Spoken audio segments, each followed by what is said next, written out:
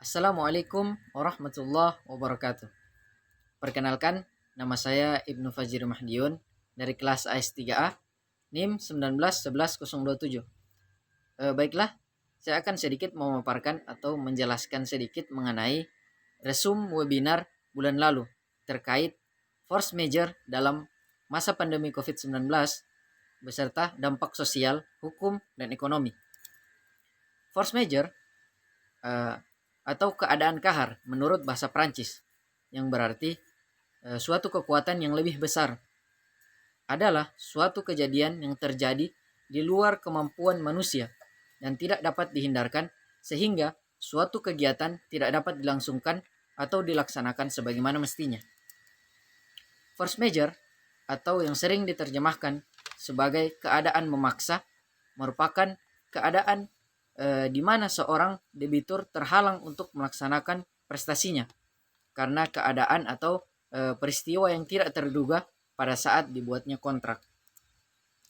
Nah, di dalam kebijakan pemerintah dalam pengadaan barang dan jasa terdapat pengaturan mengenai keadaan kahar atau keadaan memaksa, yaitu di dalam Peraturan Presiden Nomor 4 Tahun 2015 tentang pengadaan barang atau jasa pemerintah, yang sebelumnya adalah Peraturan Presiden Nomor 54 Tahun 2010 tentang pengadaan barang atau jasa, yang terdapat di dalam pasal 91 ayat 1 yang menerangkan mengenai keadaan kahar, yaitu keadaan adalah suatu keadaan yang terjadi di luar kehendak para pihak dan tidak dapat diperkirakan, sehingga kewajiban yang ditentukan di dalam kontrak tersebut menjadi tidak dapat dipenuhi.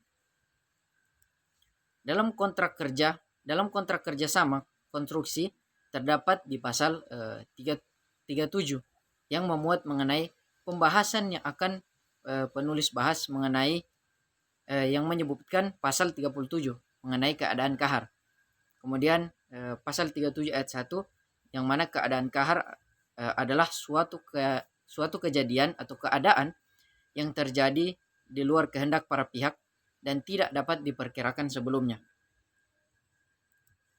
Kemudian dalam pasal 37 ayat 2 yang termasuk ke dalam keadaan kahar antara lain bencana alam, bencana non alam, bencana sosial, pemogokan, kebakaran, gangguan industri lainnya sebagaimana dinyatakan melalui keputusan bersama Menteri Keuangan dan Menteri Teknis terkait.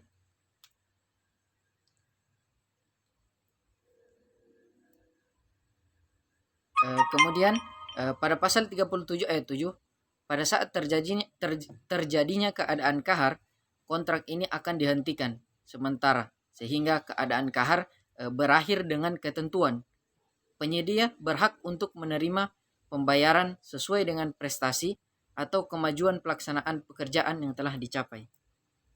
Kemudian menjadi syarat pembebasan seseorang apabila terjadi bencana alam seperti gempa bumi, tanah longsor, banjir, kebakaran hutan, perang, huru-hara, pemberontakan, pemogokan, epidemi atau wabah penyakit seperti COVID-19. Kemudian tindakan pemerintah di bidang moneter langsung mengakibatkan kerugian luar biasa. Nah, adapun dampak ekonomi Adapun dampak ekonomi mengenai terkait COVID-19, yang mana tak hanya dari kesehatan saja.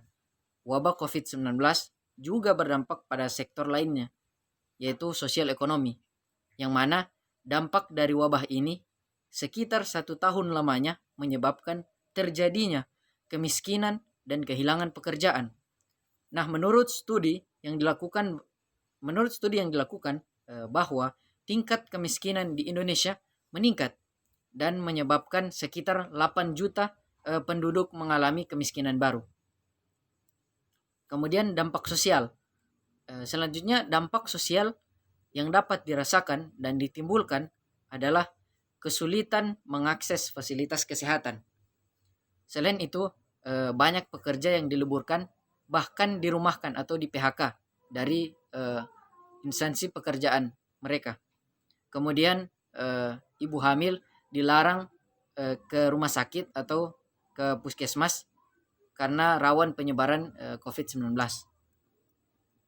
Nah, kemudian COVID-19 merubah sistem budaya di Indonesia, yang mana pola kehidupan atau budaya orang Indonesia yang mana senang berkumpul, bersalaman, nongkrong di kafe atau warkop, kalau di Manado Jalan Roda, kini dituntut untuk melakukan kebiasaan baru, yang mana perilaku atau keadaan tersebut wajib sesuai dengan protokol kesehatan, seperti menjaga jarak, memakai masker, cuci tangan sebelum memasuki area pertokoan atau kafe, kemudian wajib melakukan swab atau rapid test sebelum melakukan perjalanan lintas kota.